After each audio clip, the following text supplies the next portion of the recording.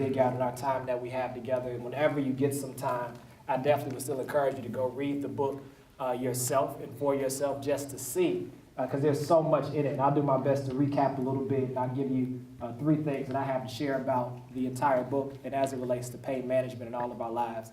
But then next week, I'll be jumping into a brand new series called Relationship Rehab. Relationship Rehab. Y'all must have knew it was coming. I was like, it was just too quiet for some of the people who I know. They just, relationships in raggedy is what their life look like. And so, yeah, it's going to be a good one. Relationship rehab. Again, this is our year of recovery. And so what does it mean to kind of, you can't see it because of the light, but what does it mean to kind of put your heart back together again and figure out what it means to live out our lives in meaningful, substantive relationships the way God intended for us to? Sometimes we just don't get it right. Sometimes we don't know how to interact with people. Relationships go beyond boyfriend, girlfriend, husband, wife. Yeah. Sometimes we don't know how to be a brother and sister. Yeah. We don't know how to be a friend. Yeah. And so we want people to be our friend, but we don't know what it means to be a friend and that kind of stuff, or vice versa. And so we're going to look at relationships as a whole in our time together next month. And so it'll be the whole month of February. But I want to be very open and honest, because I've received a lot, surprisingly. And it's great. A lot of feedback and attention that says, Pastor, I know that we spend a lot of time talking about relationships, but something you never really dig deep into is singleness. And so, amen. If you single, make some noise.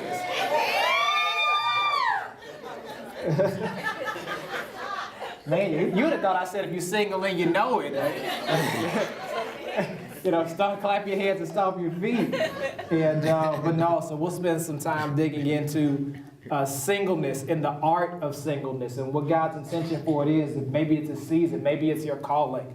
And so we'll talk about that relationship. We'll talk about husband and wife. So we'll do before you say I do, after you said I did. So before you say I do, that's singleness. After you said I did, that's married. After you're done, that's for those of you who may be divorced. We do have some who are here that are divorced and may be watching online. Because you're divorced, your life isn't over. Life doesn't have to end because the marriage did. Amen. And it's not an advocate for those who are married to become divorced. Let me be clear. It's not like, see, I told you, we done now. No. So we'll deal with all of that, and then we'll deal with just interacting with people and relationally and how it is that we can discover that relationships are our greatest resource. That relationships absolutely are our greatest resource. Like, relationships are your currency. It's not always what you know, sometimes it's who you know. Yes. And sometimes it can be what you know, but you still need a who you know to help you at that door when you get to the door, or when you get stuck before the door comes. You might need that relationship. And so you need to know how to manage them now, because you don't know who you might bump into later. Yes, amen. And some of us, we sell ourselves short because we feel like we don't need people. We say all the time, I don't need people. No, you're going to need somebody. At some point in time, the Lord uses people. Amen. He uses people. Yeah. And I don't care if you say, oh, well, I don't need a car, I Uber. Well, somebody drove your Uber. A donkey, you didn't ride in here on a donkey. And so you need people. So we'll deal with relationships together next month, and I'm excited about that. So relationship rehab, you got cards about it. Make sure you invite somebody, tell somebody all about it. All right, let's jump in to today. Week 1. I made it very clear to you all that sometimes life is like being dealt a set of cards, right? You don't get to pick what you get. And so you're just sitting there, and me and Chris was sitting there, and he was the dealer, and I got a bunch of cards, and Job had a bunch of cards dealt to him. He was blameless and upright. That was the card. He didn't ask for it. That was the card that God seemingly gave him. He lived an integral life. In Job chapter 1, verse number 1, we find out that Job was blameless and upright. He had done no wrong as it related to his life of integrity. His private life matched his public life. He said he believed God, and he proved he believed God his entire time before he ends up being tested. And so that's one card. He was a father. That was another card. He was wealthy. It said that he had possessions. He had prestige. Said he was the best, the greatest man in all of that side of town is what it said. But then he was also picked by God. He was tested by God. Then he loses his property. He loses his servants. He loses his children. Does he look up or does he give up? Like, those are the cards that he was dealt. He was faced with the option. Do I look up or do I give up? When all of a sudden, all the cards that were seemingly going in my favor are now going the opposite direction for me. And Job was faced with that question that all of us at one point or another must face, which is, will I look up or will I give up? And then you move on. And you discover at the end of chapter 1, right? I told you the big idea in chapter 1 is this, that if you are going to learn how to manage your pain, cope with the realities, the fact that all of us have trauma, all of us have issues, all of us have stuff that happens, and most of the time, if you could control it, it would have never happened. So accept the fact that life is not in your control. That God is the one who is in control of everything. I can plan, I can prepare. But again, that great philosopher, that great theologian Mike Tyson says, everybody prepares for the fight until they get punched in the face. In all of life, you could prepare and you could get ready. But the second you get punched in the face, what you going to do now? You either going to give up or you're going to fall down on the mat and say, I'm done. Or you're pulling Mike Tyson and bite the ear off. But nonetheless, when he bit the ear, he was still fighting. And so that was what happened in Job. He gets the news that his children are gone. His possessions are gone. Everything he had is taken from him in just about 7 short verses in Job chapter number 1. And it says at the very end of Job chapter 1 that at this, Job got up, shaves his head, rips his garment, bows down, and worships. And I said very clearly that regardless of what happens to you, you can choose worship over worry, because ultimately at the end of the day, it might have hurt, it might have been unexpected, unfortunate, but you can't change it, but God's still on the throne. Amen. And so my response has to be to look to God when life don't make sense. Stop looking to people, stop looking to stuff, and stop questioning why did this happen, because most of the time you won't get an answer. Amen. Y'all with me? Yeah. That was week 1. Week number 2, I made it very clear that all of a sudden, here's what happens, right?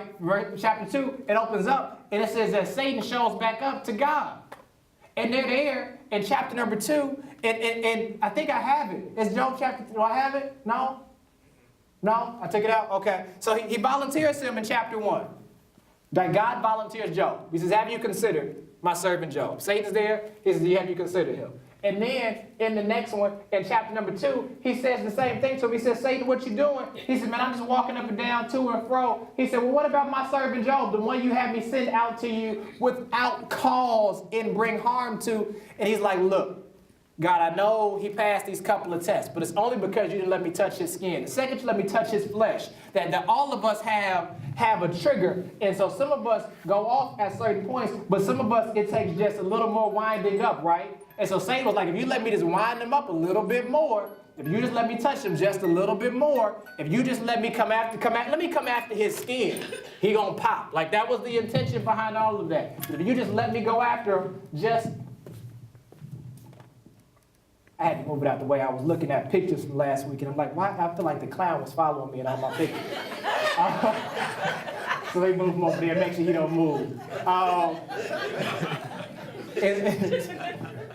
And so he's there, and he's saying all of us have triggers, right? So some of our triggers, it takes longer. That sometimes I can hold my composure, sometimes I can't. Sometimes I'm ready to cuss, sometimes I can hold it in. Sometimes I'm ready to fight, sometimes I'm not. And so all of us have to learn how to manage our trigger, because the enemy is out here, and he's like, look, the enemy knows your trigger. He knows your pressure point. He knows what will make you tick. He is watching you. He is aware of you. And that's why all of us have to become more aware of ourselves, because some of us don't know enough about us. You don't know what makes you mad or why you get mad. You just be mad, and you think it's acceptable behavior. I don't know why I drink. I just drink.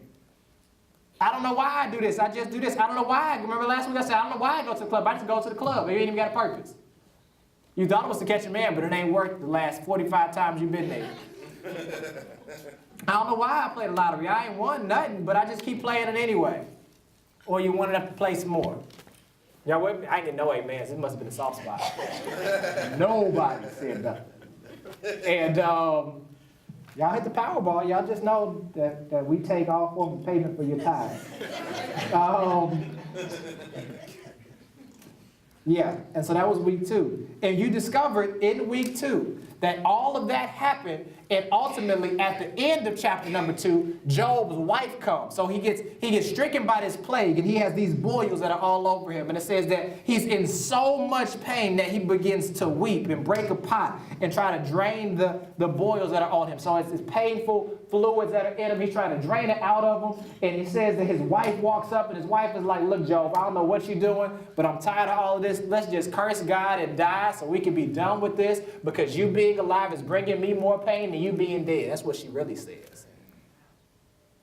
Because sometimes in life, there are other people that are connected to you that they would rather you just disappear than have them to keep going through pain.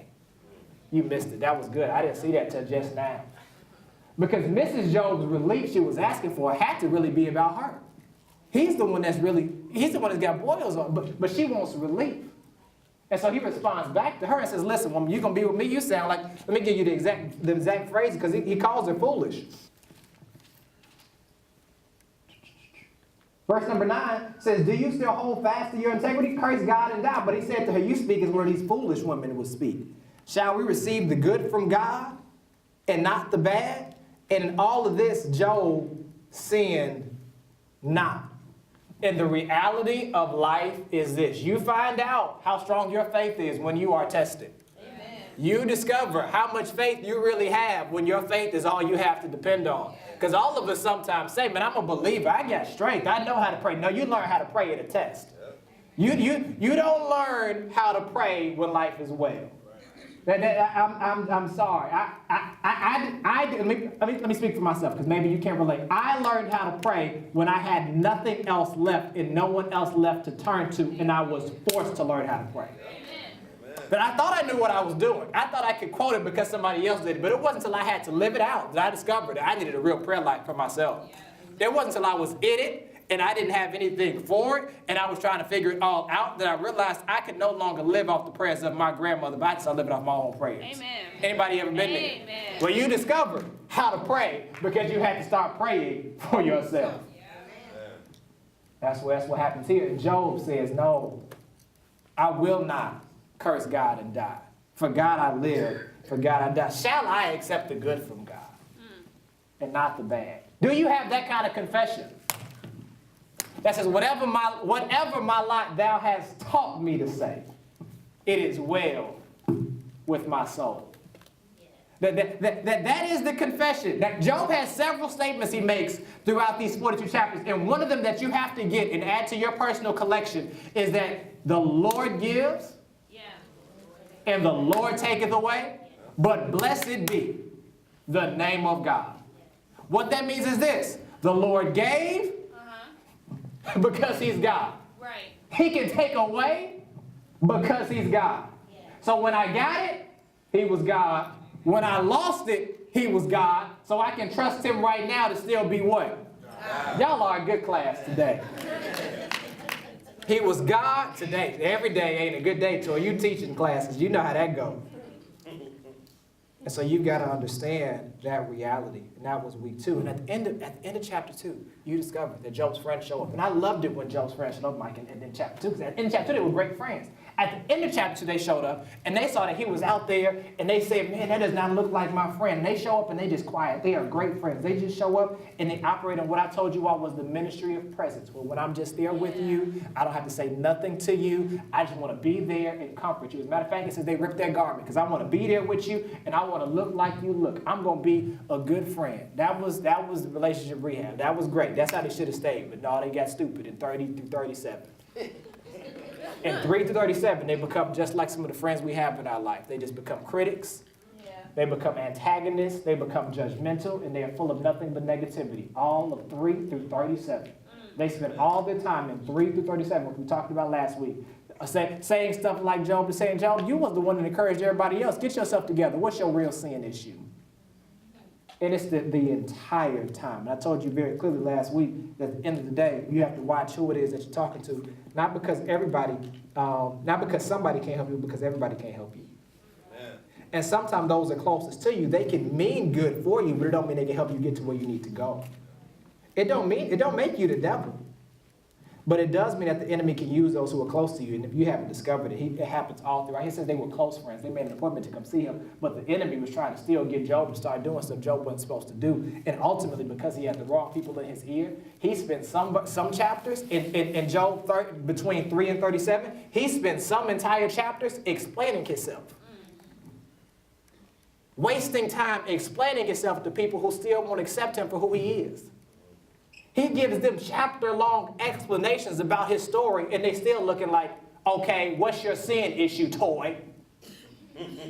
Toy's like, look, I just told you everything about my life. I just told you I haven't done nothing wrong. I just gave you 2 chapters worth of stuff. And they're like, yeah, I heard it. But I'm done with your lies. Tell me the truth. What did you do? You got to be going through. And because they were of the belief that bad things can't just happen to good people. And some of our issue, and some of us for some reason feel like, because I do good, I should never have trouble. That's not life, nor is it scripture. It makes it very, very clear that he says, in this life you shall have trouble. That's Jesus' exact words.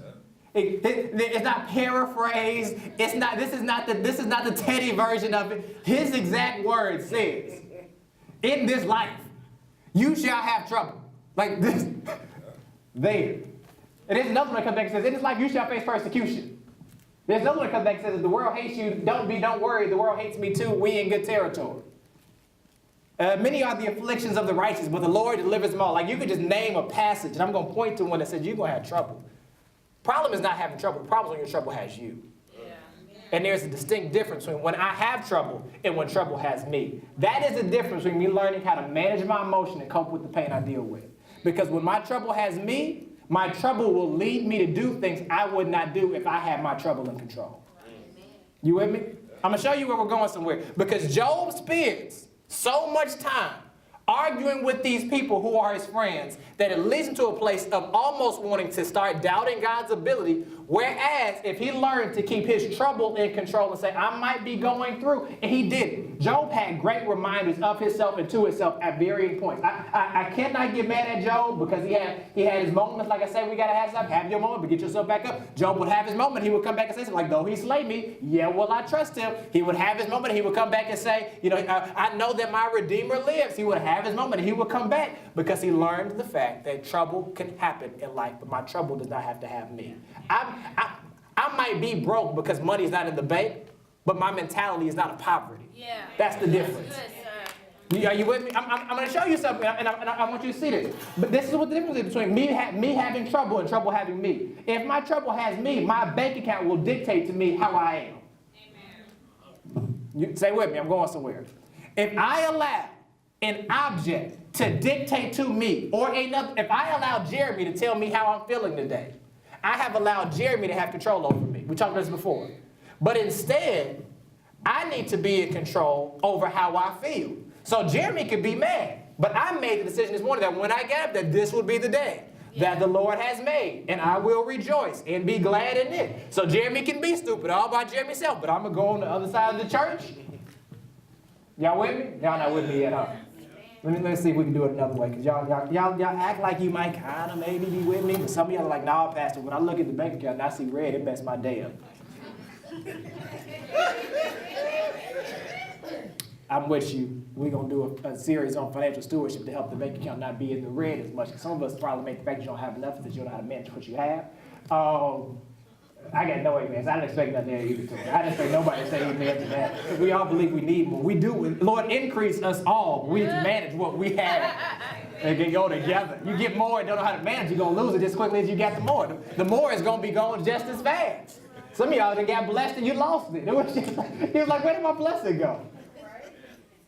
I'm not going there today, though. Y'all not going to be on track.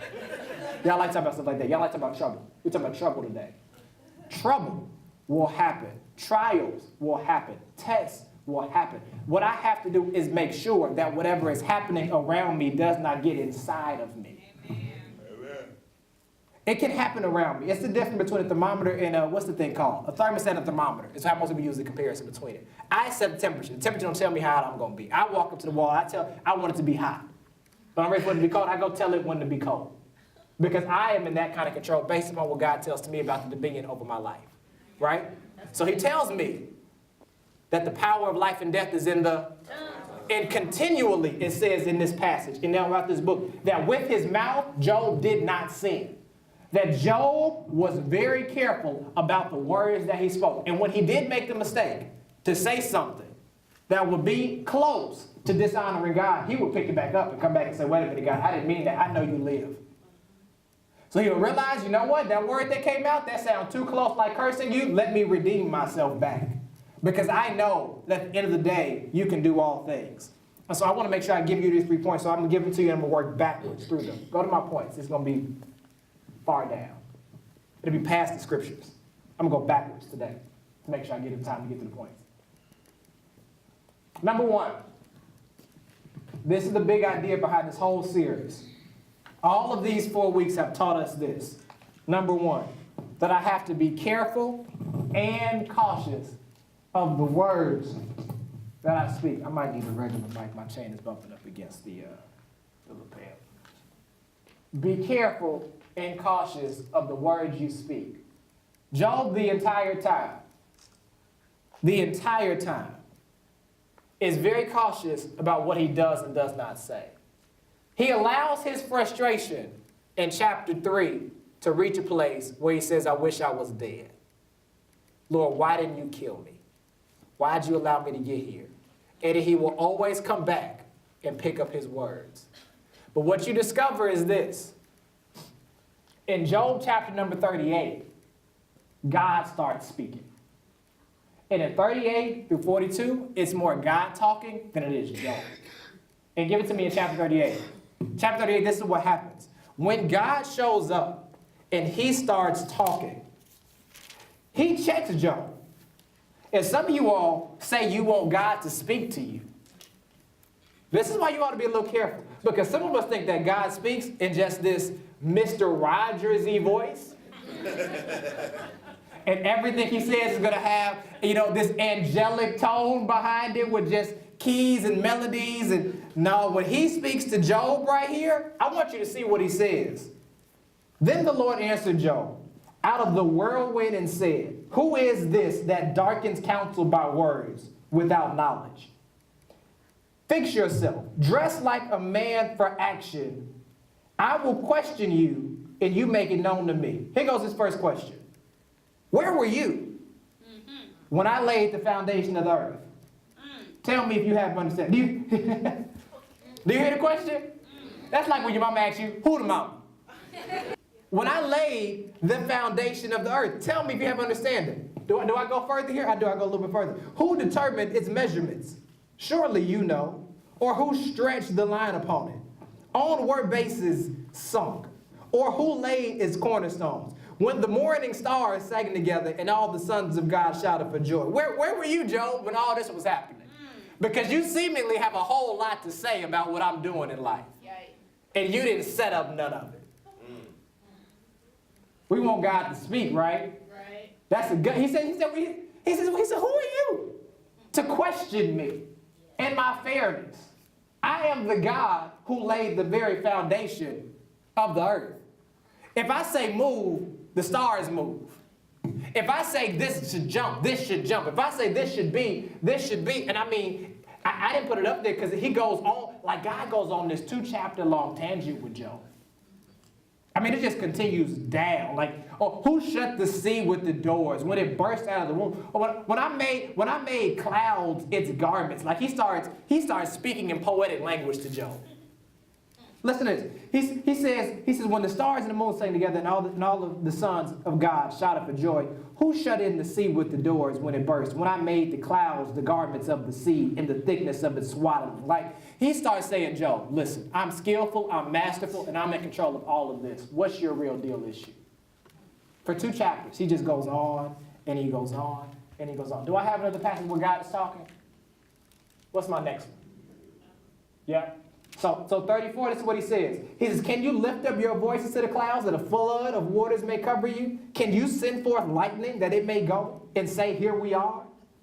Who has put wisdom in the inward parts or given the understanding of the mind? Who can number the clouds by wisdom? Who can do this? Can you hunt for prey for the lion? Or satisfy the appetite of the young lion when they crouch down in the den? Who provides for the raven its prey when its young ones cry out to God for help and wonder about the lack of food? He goes down this whole thing, and it's all about saying, Job, listen, you questioned me, and you called me out. You questioned my ability, you questioned my sovereignty, and you questioned my fairness. But let me tell you a little bit about who I am.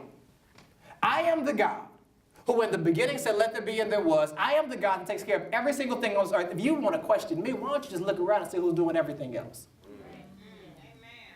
And this is why you have to be cautious and careful about the words you speak. Because sometimes we speak about stuff and really don't think about it and don't realize what we're saying. That when we're questioning God's ability, we're saying, God, how do I really know you're going to hold this building together? And if we trust him to do stuff that we don't think about but is necessary, how many of you are walking your house and you're wondering if your house is going to fall when you walk in? Show of hands. Don't worry, I'll wait. How many of y'all get in your car? Now, some of y'all just listen very carefully. You got gas top? Last time I asked the question, Tori, like, I ain't got no gas. I really drove for your faith. So I'm going to ask this question very carefully. And it's not to judge anybody. It's to ask it very carefully. Position it. Deontay, when you go into your car, it's a newer car, have you ever worried and wondered if your car was going to start? Why? It's a new car. But did you build it? Did you make it? Were you there? Did you see them do it? Did you see them put the steering wheel on the axle? Did you check underneath the car to see if everything was under before you get inside? I mean, like, did you get down on the... Let me make sure that all the lug nuts are under here. Yep. 1, 2, 3, 4. Any of that? But you get in the car. And you go, trusting that the car is going to do what it's supposed to do. Why is it that we question God, but we don't question stuff we do every day? Right. God, when are you going to do it? How are you going to do it? Prove to me. You did. I've never told my car to prove to me anything.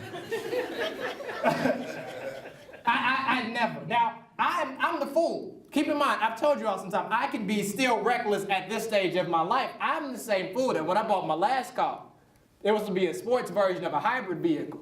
So I asked them before I left, how fast does my hybrid go? That's contradictory in and of itself, first and foremost. But I asked them, and I didn't believe it. So I said, give me your keys first, and I'm going to test drive the floor model. And he said, what? He said, why? I'm confused. You're asking me how fast it's going to go, and then tell me what. I said, I want to test drive. He said, but you just drove for a car. I mean, me and my guy so cool. He's like, Teddy, you just drove it. You done drove this car twice now. I said, yep, but I've never tested to see if the thing on the dashboard is what this hybrid can really do. Give me them keys. I said it, that's the one time I said prove it, because I wanted to know, could my car really go that fast? Not that I would ever be in a position where I could really go that fast and not either spin out or get a ticket in the state of Illinois. So that's the one time. Other than that, we don't test our cars. We don't say prove it to me. But we want God to prove to me you are God. Give me a sign. You say you tell your car to give you a sign? Let's say, when last time you told you a shower to prove to me you're going to work before I get in the shower? I just want to make this as practical as possible. Well, let's say you put something in your refrigerator and told your refrigerator, prove to me you're going to keep my food cold before I leave. I'm talking about everyday appliances we use every day. And this stuff is important. Right? Because you put yogurt in the refrigerator and you come back and the refrigerator ain't working, this spoils, milk is spoiled, everything stinks. If the car ain't working, you're really in trouble. The whole family's in the car, we just all gone. Last time you got on a plane. First of all, if you try this today, they gonna take you off. So don't nobody say there's a pass to go try it. But when last time you said, bring me the pilot? And you asked the pilot to go through the 69-point checklist of safety. And then asked him before it's all over, well, did you check? Or did somebody tell you it was done? Well, let's go look at it together before this plane takes off. Are you catching my drift? But we have this expectation that God owes us something. That God is supposed to give us a full-out, mapped-out plan of why this is happening, when this is happening, and when that next thing is going to come. And he's like, I don't owe you that. I'm the God. You're the child. You serve me, not the other way around. Amen. I set the stars in the sky. I set the fish in the sea. I laid the mountains how I laid them. And you want to question me? And And again, I just want to make this very, very clear. It's not to say that God's not a loving God. It's to make it very clear that you have... I want to make it very clear that it's not that God is not a loving God, but the challenge that we all have sometimes is this reality that God does not owe us an explanation for our trouble and for our attention. But we want him to give us a full-out explanation of everything that we're going through. Tell me why this hurts like this. Tell me how long I'll be here. Tell me how long I have to wait on the sideline because I want to be married and I'm sick of being single. Tell me why this person had to leave me. I wasn't ready for them to go. How am I going to get through it? When is this going to happen? And why did this happen? And we want all of this stuff. And some of us, if we're going to be honest, it goes beyond what we want. Because some of us, it goes deeper into making statements and making claims like, God, you're not fair. Right? I got a room full of silence right there. Have you ever felt like God wasn't fair?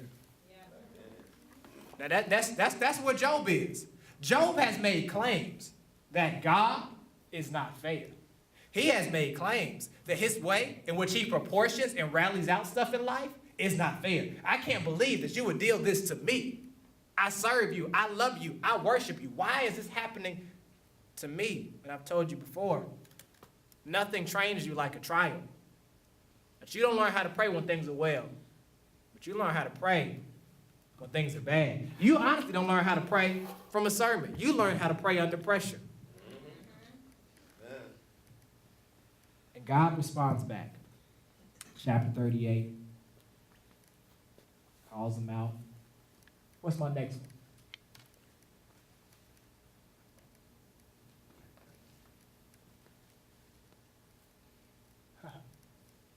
Chapter 40, verse number 1. It says this, and the Lord said to Job, shall a fault finder contend with the Almighty? He who argues with God, let him answer it. Shall you? He says, he really, this is what he says. Let me break it down for you. He says, do you really want to go back and forth with me? Right. Do you really want to do this? Do you really think you have what it takes to challenge me? Because if you really want to challenge me, I can pull it out.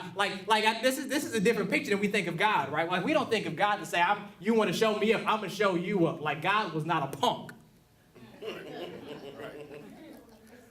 He wasn't. I got to know where we got this picture from, but he was not. Y'all forget he wiped out the earth? He was like, be gone. Let's start over. Next. That's what happened. Like he was like, I'm tired of this. Send the flood. Who's next? Like, so here, he says, do you really want to contend with me? And here's what he says. He says, he who argues with God, let him answer. And here's what Job says. Like, this is what he says. He says, if you really want to argue with me, say something. Job responds back in chapter 40. And Job answered the Lord and said, behold, I am of a small account. What shall I answer you? I lay my hand on my mouth. I have spoken once, but I will not answer twice, and I will proceed no further. Job says, I have nothing else to say. I have said too much already. And I will not say another word. He says, you are God, and I am not. Let me be quiet.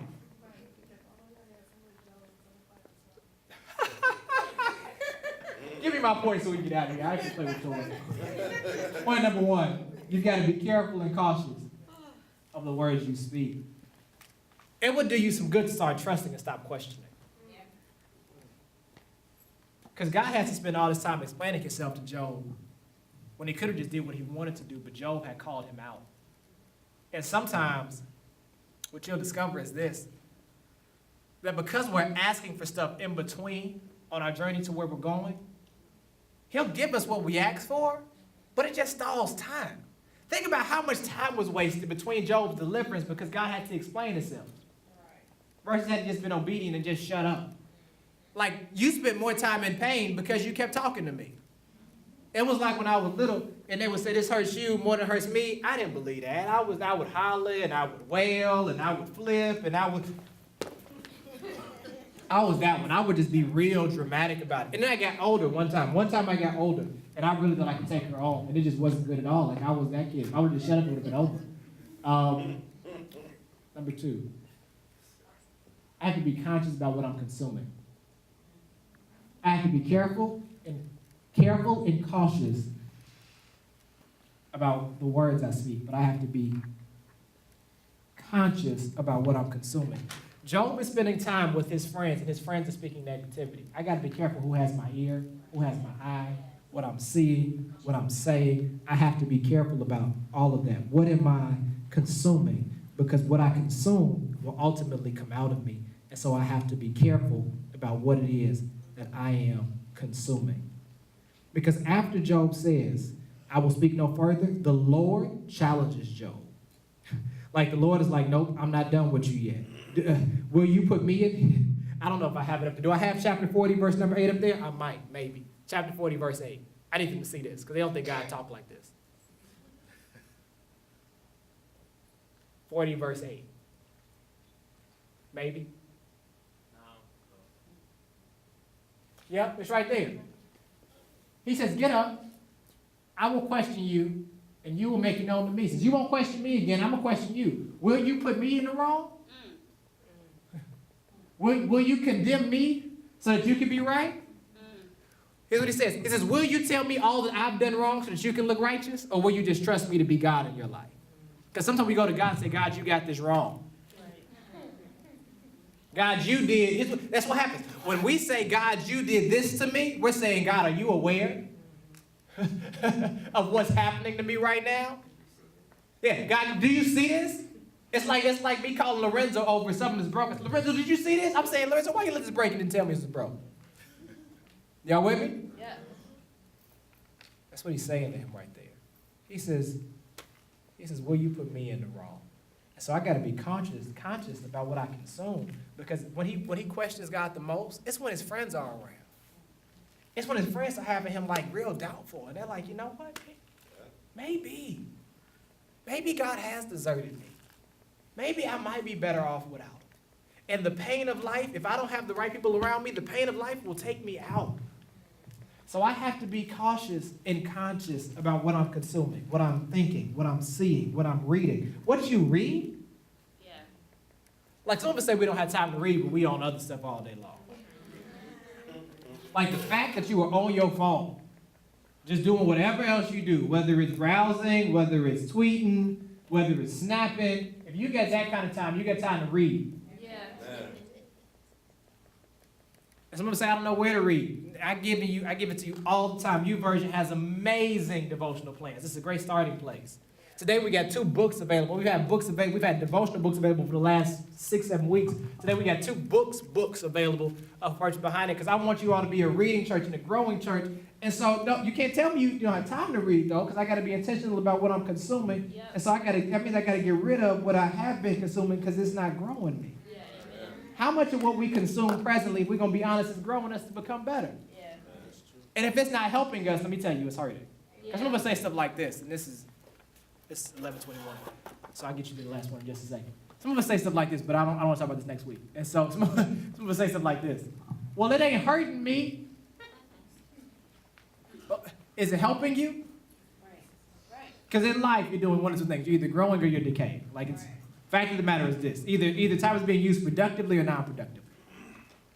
It's not to say we shouldn't have enjoyment and entertainment, but it's to say if I want to grow, I need to structure my time and development for growth. Y'all with me? You sure? Positive. Conscious about what I'm consuming. So what do I take away? What do I pick up? And some of y'all did that on a fast. We talked about it. Some of y'all like, yep, I put this down on the fast, and I want to pick it back up again. Some of y'all like, I put this down on the fast, and I can't wait to pick this back up again.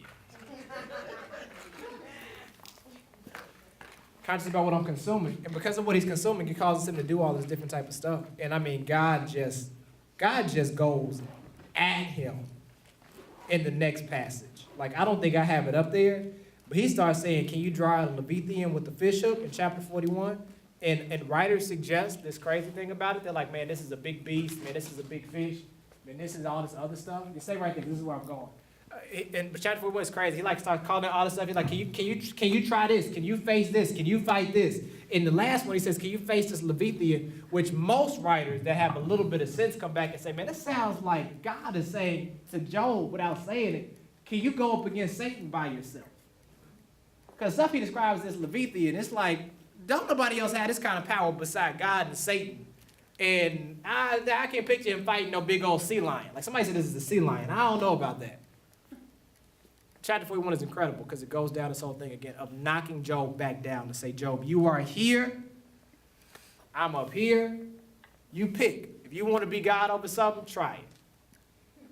You want to question me, try it. Otherwise, take a seat and trust me, which is my last point. Number 3, I have to be confident that God is God. I have to be confident that God is God.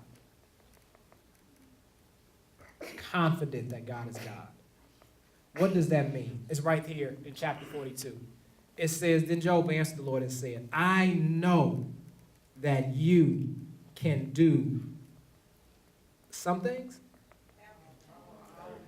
I know that you can do all things. Some of your Bible says, I know that you can do everything, and that no purpose of yours can be thwarted. God, I know that you are God, which means you can do anything, and that there is nothing that can stop what you want to happen from happening. When it says no purpose of yours can be thwarted, it means that if you intend for it to happen, it can happen. Let me give you.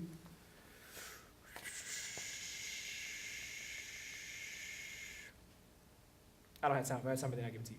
But he says, you are God. And I know you can do all things. No purpose of yours can be thwarted. Who hides this counsel without knowledge? Therefore, he says, what he says, this is what Job says. He apologizes in verse number 3. Therefore, I have uttered what I did not understand. I spoke what I didn't understand. These things were too wonderful for me, which I did not know. So hear, and I will speak. I will question you and make it known. I had heard of you by the hear. I love this. Is it up here, verse number 5? Some of this is some about reality right here. I had heard of you by the hearing of the ear, but now my eyes see you. That's good. I had heard about you, God. I had heard of your goodness. I had heard of your power, but now I have seen it for myself. Yes.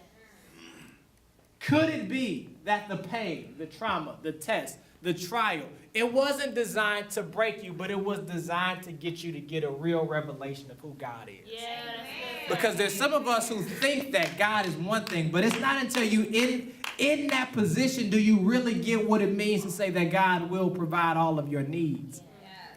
He says, I heard about you, but now I see you. I heard that you can do this, but I've seen you do this in my own life. I heard that you have the ability, but I'm seeing you work miracles in my own life. And there is a difference between what I hear and what I can see. Job says, I heard about it, God, but now I've seen you. I've seen you. Could the deliverance from whatever you're going through be waiting on your confession to switch? Because some of us, if we're going to be honest, we didn't see them do it, and we just don't want to look. And I don't know why. It's like I talked about that day. You got your glasses on, and you can see so clear, but you're still looking for something. You can see so clearly, and you just still, where are my glasses at? You can't figure out why you can see so clearly, and you're like, where are my glasses, though? He said, no. He said, I heard it, but now my eyes see you, and therefore I despise myself, and I repent in dust and ashes. He says, God, I'm confident that you are God. And here it is. You can keep describing your problems, or you can start declaring your promise. I've said it before, but you need to get that again. You can keep describing. This is what he moves from. He moves from describing his problem and his pain. I don't like this. I don't want to be here. I don't want this no more. He moves from describing his problem to declaring the promise. My eyes see you. I know that you, that's the promise. God says, I can do all things. That's the promise. So he starts declaring the promise. I know that you can do all things. That is declaring the promise of God. Some of us, all of us, most of us, all of us need to learn how to declare the promise of God over our life. Amen. When it gets tough, I know that you can do all things. I know that no purpose of yours shall be thwarted. That means the enemy cannot stop anything that God has for you. Only you can miss it by not looking because you're so busy listening to other stuff. That's what he says. He says, I heard, but now I see. And then all of the rest of this chapter, it's a great piece. You got to read it on your own. But it goes down. And the Lord actually, he rebukes Job's friends. He says to Eliphaz, my anger burns against you and against your friends because you have not spoken of me what is right. Now, therefore, go offer up a sacrifice for me. And this is what he says. He says, and when Job prays for you, I'll forgive you. Not when you pray for it. When Job prays for you, I'll forgive you. Your life is so connected to somebody else and you don't know it. He says Job has to pray for you. If Job do it, then I'll forgive you. But if Job don't pray for you and you was wrong to Job, you ain't going to get nothing. This is what you got to get. This is what happens at the end of being faithful. At the end of being faithful and trusting that God will always come through and do just what he said. Verse number 10 says, and the Lord restored the fortunes of Job when he had prayed for his friends. When he prayed for his friends that tried to confuse him, that rejected him for what it's worth. When he prayed for his friends, that couldn't help him get through what he was going through. It said that he was restored. Everything. Now look at it. Look at it very clearly. It said he was restored the fortunes, and the Lord gave Job twice as much as he had before. Then came all his brothers and sisters, all who had known him. They all ate bread in his house. They all showed up with sympathy. The Lord blessed the latter days more than his beginning. That's where it says your latter shall be greater than your former. He got far more after he went through everything. He had 14,000 sheep, 6,000 camels, 1,000 yoke of oxen, 1,000 donkeys. He had 7 sons, 3 daughters, and he named them. And the daughters were the most beautiful women in the land. And it says that Job went on to live 140 more years. He was about 210. And it says he died an old man and full of days. Now, if you can, here's big idea. If you can remain faithful, get your integrity together, maintain your confession, be careful and cautious about what you speak, be conscious about what you're consuming, and then be confident that God is God. You could experience this year being a year of recovery. Amen. You can see God restore everything that you think you lost. And as the old preacher would say when he reads passages, give you double for your trouble. Amen. And if you can pass the test, and once you pass the test, once you get through it, not only will you be reminded of what it means for God to be faithful when you're going through, you'll be reminded of how God can take you back to where you were and give you even more. Because some of us who are having trouble, we have trouble really understanding and comprehending the reality that sometimes God brings us down to bring us back up. Yeah. We feel like if I'm high right now, why would you take me down? But sometimes he has to bring us down for whatever the reason might be, to get our heart right, to get something right in us, to get the situation ready around us, to make sure we're pure. That way, ultimately, he knows that you mean to tell me you think when Job got back up in chapter 42, he was still talking about, I wish I was dead? Oh, no, he had already changed his confession that switched up. He said, look, I heard, but now I've seen. He's very clear about it. Very, very clear about it. So I don't know where you are. I don't know what your challenge is, what your struggle is, what the issue is, what your pain point is. But you got to know that ultimately God is in control of everything. That he's got everything in the palm of his hands, that he's in control.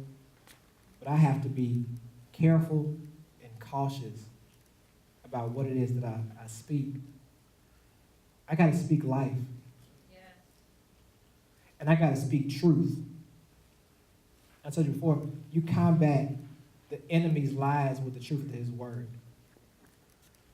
You combat the enemy's lies with the truth of his word. That's how you combat it. Because the enemy wants you to think it's done. Wants you to think it's over. Wants you to think you can't make it. Wants you to think that you don't know what to do. Wants you to think that God has neglected you. Wants you to think that God has forgotten about you. The enemy wants you to just give it all up. Remember, he told God, he said, look, if you just take this away, God's going to curse you and die. Like, the enemy's intention for you is to curse God, to be faithless, to be found doubtful, and to give up. But God trusts you enough. He trusts you enough to trust that you're going to trust him to bring you through. He put enough trust in you to trust that you would be willing to bring him through. That's the kind of trust he has in you. My question for you today. On this journey of pain management, it's not going to be easy this year. It's not. Some of y'all have already realized that the second I release this word, good stuff happen, but bad stuff come right with it. Yep. But in order for you to truly experience recovery from the pain, from the trauma, you have to learn what it means to maintain your confession and say, the Lord gives, the Lord taketh away. Blessed be the name of God. That God, you are God enough to get me in it, and as a result, you're God enough to bring me out of it. If you brought me here, you didn't bring me here by accident, and sometimes I was foolish enough to walk myself into it, but you allowed me to do it, and so I'm going to trust that you're God enough to still get me out of what I might have walked myself into. Sometimes he delivered, sometimes he put us there to see what we do. Sometimes we backflip ourselves into a mess, and he said, I still get you out of it because I'm God enough to get you out. I put something in you, and I want to see it manifest and come to life. No purpose of mine shall be thwarted by the enemy. I tell Satan where to go, not the other way around.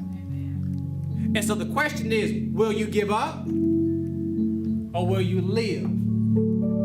Will you say yes or will you run? Will you hide or will you say, open my eyes, God, so that I can see the goodness of the Lord in the land of the living? Some of us like, man, I still don't see it. Pray that God opens your eyes. Pray that God opens your eyes. Because he's at work, he's done some stuff, he's doing some stuff. And I can assure you, I no longer need some of that. In fact, I've stopped asking for it because I feel like one of these days he's going to check me like he checked Job. Right. And I don't want to be checked like that. He'd be like, put me to the test. I'd be like, I'm sorry.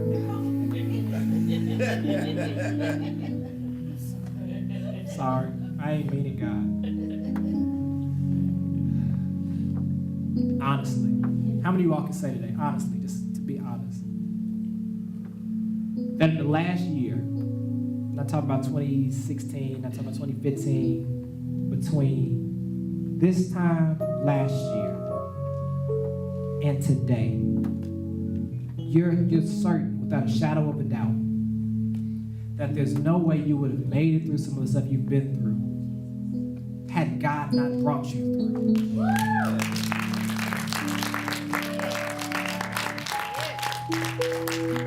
And if that is the case, you've got to trust he did not bring you through that. Amen. Say it.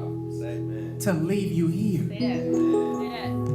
But instead, he brought you through it as a part of the journey to something else. Amen.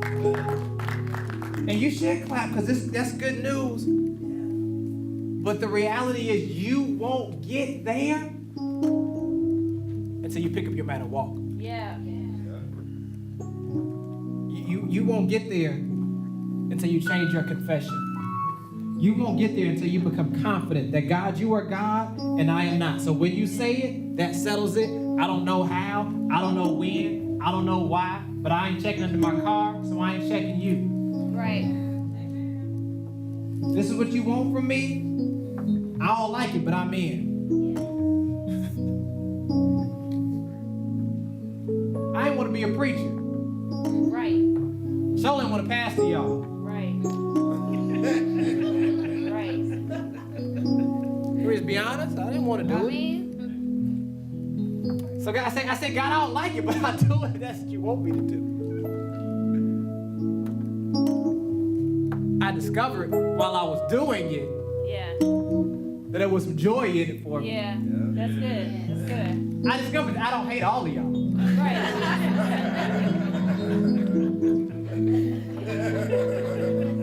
Along the way.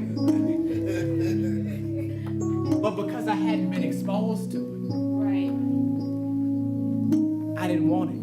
Right. And I got in it. Mm-hmm. And it didn't make the struggles of it any easier. Right. But I discovered that I was graced for it. Amen. Amen. And all of us are graced for something. Right. And the biggest indicator Right. that you're out of position is when you're graced for it, you'll want to go. And you'll want to do it. Amen. And when you're not graced for it, when you don't want to do it, you like everybody. When you're doing something you're not graced to do, that jack comes out in the box every time it can. But when you're graced for it, the Lord holds my mouth when I want to say some stuff I'm not supposed to say to maintain his assignment within me. Y'all with me? Amen. You want to experience recovery in 2018? Pick up your mat and walk. Be careful and conscious of the words. Be conscious of what you consume. Be confident in who God is. Let's pray. God, we thank you for who you are, for what you've done and what you're doing. We ask right now, God, by the power of the Holy Spirit, that you would touch the hearts of these your people, those who are here, those who are watching, those who are watching on Facebook, watching on TV, listen to the podcast, however they get in the word, God. We just pray that by your Spirit that you would move, that you would allow the word in this entire series to not fall on deaf ears, but let it fall on good ground, God. Let it take a root and just live in them. I pray that you will allow this to stir up the gift that is within your people, that it will move them and motivate them to no longer remain in a place of frustration when you've granted them freedom. You've granted them the ability to move beyond everything they've experienced and to walk into a new life, God. So my prayer today is that you would just wreck their lives in a way where they can say, I have heard, but now I see. God, I pray for those who've been fighting and wrestling with you, that you will give them such disrest, Yeah. that you will so disturb their mind that they have no choice but to tap out as God, and I am not. God, I pray that you allow us to support, encourage, and help build them as they walk on their journey wherever it may take them. But I thank you for the call you placed on this church to not just bring people in, but to see their life do 180s, to change, transform, and be restored better than it was when it came in. Have your way. In Jesus' name we pray. And we all together, amen. And amen again. Well, listen, I'll move very quickly. I've got about 3 calls to make. And I don't know where you are. I don't know where you fit in. I don't know if you're here. I don't know if you're online. But every week since the new year hit, we've had decisions made. Really every week for the last, I think, 7 or 8 weeks now, we've had a decision that was made. And so if you're here and you need to make a decision, first one is this: accepting Jesus as your Lord and your Savior. If you're here, if you're watching, if you're listening, first decision, you say, you know what, I need to accept him. I need to be baptized. I've never been baptized before. If that's you, just make a decision. You can make it today. If you're here, you can check the Connect card. It's the first box on the Connect card. You can wave your hand. You can stand. You can stop by and see us at the door. Let us know you're making that decision. Second decision, you say, you know what, I need a church home. I don't have a church home. I've been without a church home. I've been wandering in the wilderness. I'm pretending like I don't need one, but I feel like I feel like I need to I feel like I need to admit that I do know better. I do need one. That God does something when we're connected together in community. And so you say, I know this is the place that I can learn, I can grow, I can be a part of it, I can contribute in some way, shape, or form. Make the decision today. Don't wait, don't delay. If you're here, check the second box. You can wave, you can stand, you can stop by, you can see me. But why wait? Some of us say, like, well, I'm going to wait till next week. Why? It ain't going to go on sale. Like sometimes we do that. Like, I'm going to wait till it go on sale. The decision ain't going to go on. The decision ain't going to be no easier next week than it is this week. Make it today. If you're online, you can leave a comment, you can write us, you can inbox us. If you're watching on the website, you can click Need Prayer. There's a box for you to fill out. However you got to do it, just make your decision. Third call, you just desire prayer. Just need somebody to pray with you, pray for you. It's that third box, I think, on the card. You can just check it, write your prayer request, and I'll make sure that it comes right to me. I'll make sure to bring it right to me. I'll pray with it, pray about it all week long. If you want me to contact you, I'll contact you, whatever the case may be. I'll pray with you on touch and agree together. But make your decision. Maybe you're wrestling what it means to become a member here. You can stop by, you can see us, you can see Lo, you can see Patrice, you can see me. You can see anybody who's serving, asking a question. They don't know it, they'll put you in the right direction. But don't leave without making your decision if you know you need to make one. Won't you praise God for the word today?